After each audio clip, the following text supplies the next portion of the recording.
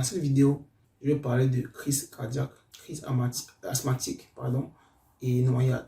En ce qui concerne la crise cardiaque, quels sont les différents symptômes qu'on peut observer? Premièrement, il y a une courte respiration. Ensuite, on peut observer aussi une violente douleur au niveau de la poitrine.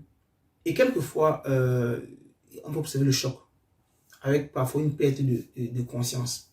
Maintenant, que faire lorsque ces symptômes ont été observés? Il faut immédiatement appeler les secours. C'est la première chose à faire. Déjà, il faut appeler les secours premièrement. Ensuite, il faut toujours essayer de calmer le patient. En cas de choc, il faut essayer de couvrir le patient avec une couverture si possible. Et il faut dire qu'en attendant l'ambulance, il faut éviter de bouger le patient ou de lui donner à manger ou à boire. Maintenant, si le patient perd conscience à la suite de la crise cardiaque, après avoir allaité les secours, il faut commencer immédiatement ce qu'on appelle la réanimation cardio-pulmonaire. Passons à la crise asthmatique. Déjà, il faut définir l'asthme. L'asthme, c'est une difficulté respiratoire qui est principalement due à un rétrécissement des bronches et une accumulation de liquide dans les tissus de la muqueuse bronchique. Le respiratoire, on appelle ça la dyspnée. Le rétrécissement des bronches, on appelle ça le bronchopasme. L'accumulation de liquide dans les tissus cause ce qu'on appelle un œdème. Quelles peuvent être les causes? Disons que l'asthme est souvent dû à des allergies, ce qu'on appelle l'asthme allergique.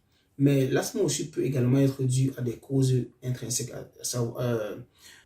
Et disons que les allergènes les plus fréquents, les allergènes les plus fréquemment incriminés au niveau de l'asthme sont les grains de pollen et la poussière. Maintenant, quels sont les symptômes?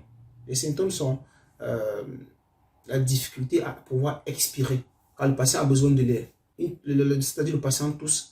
Deuxième, il tousse avec il rejette un mucus. Ensuite, on peut observer aussi la cyanose, c'est-à-dire la présence des lèvres ou bien des muqueuses bleuâtres lors des crises graves. Maintenant, les premiers secours pour une crise d'asthme. Disons qu'il est nécessaire d'amener le patient déjà aux urgences le plus rapidement possible. En attendant l'ambulance, il faut toujours essayer de calmer le patient et de l'installer dans une position soit assis, soit semi-assis. Ensuite, si possible, il faut dire qu'on peut administrer aussi de l'oxygène si c'est disponible. Parce que dans le cas des formes chroniques, il faut savoir que les patients ont généralement avec eux un bronchodilatateur qui a une action rapide. Dans le cas de noyade, déjà, la noyade, c'est une mort par asphyxie qui est due à une inhalation de liquide dans les voies respiratoires, mais pas nécessairement causée par une immersion dans l'eau. L'asphyxie en soi, c'est quoi? L'asphyxie, c'est un apport insuffisant d'oxygène à l'organisme en raison d'une obstruction des voies respiratoires ou un manque d'oxygène. Disons que le secours ne doit pas être effectué dans l'eau, dans le cas de noyade. Si la personne qui est noyée peut être rapidement récupérée et secourue sur la terre au bord de la rive. Maintenant, si la rive est très éloignée, il est nécessaire de commencer le secours dans l'eau. Alors, et dans l'eau, qu'est-ce qu'il faut faire?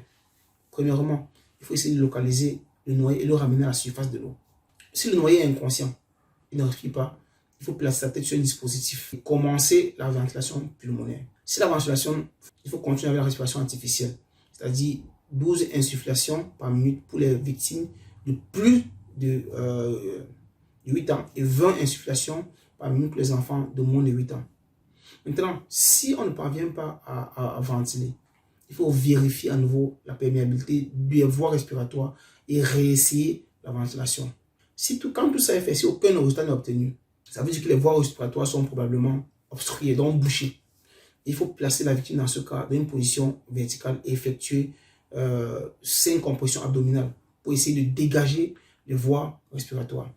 Et pour faire ceci, il faut au moins un deuxième secouriste. Après avoir effectué les 5 compressions abdominales, on peut remettre la tête de la victime sur le dispositif de flottaison et nettoyer la bouche de la victime et réessayer on nettoie la bouche avec le doigt et réessayer la ventilation pulmonaire. Il faut répéter cette étape jusqu'à ce que la ventilation réussisse, que la victime puisse être retirée de l'eau. Si la victime est secourue au bord de la rive ou bien sur terre, premièrement, il faut s'assurer que la victime soit toujours... Il faut d'abord s'assurer que la victime est toujours inconsciente et avec la tête dans une position en hyperextension. Ça permet de vérifier les voies respiratoires. Si les voies respiratoires de la victime sont libres.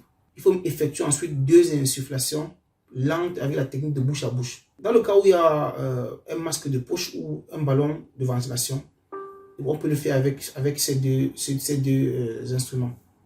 Si on ne parvient pas à ventiler le patient, il faut repositionner la tête il faut repositionner sa tête et réessayer la ventilation. Si la ventilation est toujours impossible, on peut effectuer autant pour moi 15 compressions thoraciques. Ensuite, on réinspecte la cavité buccale, la bouche, et on effectue, si la bouche est obstruée, on évacue avec le doigt ce qui est dans la bouche. Ensuite, on vérifie l'hyperextension de la tête pour réessayer la ventilation. Si la ventilation n'est pas efficace, on réessaye de nouveau les 15 compressions thoraciques. On continue avec les compressions thoraciques et les tentatives de ventilation jusqu'à ce qu'on réussisse à insuffler efficacement de l'air dans les poumons de la victime. Et immédiatement après avoir réussi à ventiler efficacement, on vérifie le pouls au niveau de la carotide et la présence d'autres signes de circulation tels que la toux, si la victime tousse, s'il effectue des mouvements, les tentatives de respiration. En l'absence de ces signes de circulation, c'est-à-dire en l'absence de la toux, des toux, il faut réessayer, il faut continuer les compressions thoraciques et les insufflations. Si le pouls est présent, mais que la victime ne respire pas toujours, il faut ventiler, il faut toujours la ventiler avec 12 insufflations par minute pour les adultes et 20 insufflations pour les enfants, les moins de 8 ans. Et enfin, il faut réévaluer la présence